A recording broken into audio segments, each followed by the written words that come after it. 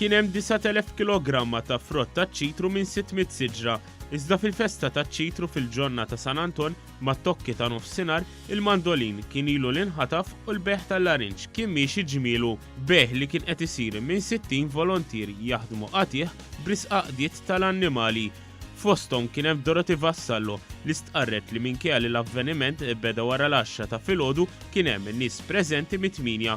Spjegatilna x-xogħol li jinvolvi dan il-festival. Pratikament jinqata' il-larinġ mill-ġurnata San Anton u jinbih hawnhekk.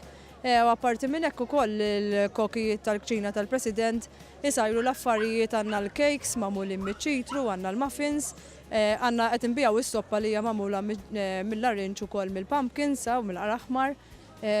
U mbagħad inżidu billi peress li naqra kes ħafina bħalissa għandna l-imbuljuta u l-maldwajn għaddejjin u tew kafe. F'din il-festa kien hemm xi ħaġa għal kulħadd, inkluż għal ħbieb b'4 saqajn.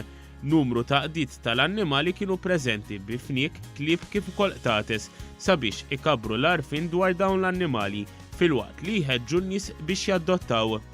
Miriam Spiteri, animal carer fl-Animal Welfare, spjegat kif hemm stigma fuq l-annimali li jkunu qegħdin taħt il-kura tagħhom u stqarret li dawn l-annimali jingħataw l-attenzjoni kollha li għandhom bżonn u jkunu f'saħħithom.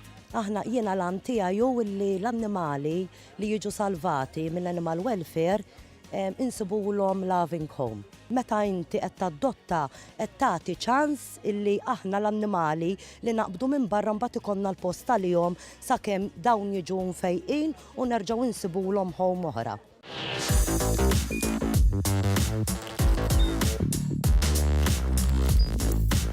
Idħol fuq one.com.mt u hemmhekk tista' tara l-programmi kollha li jxandru fuq One permezz ta' One Play.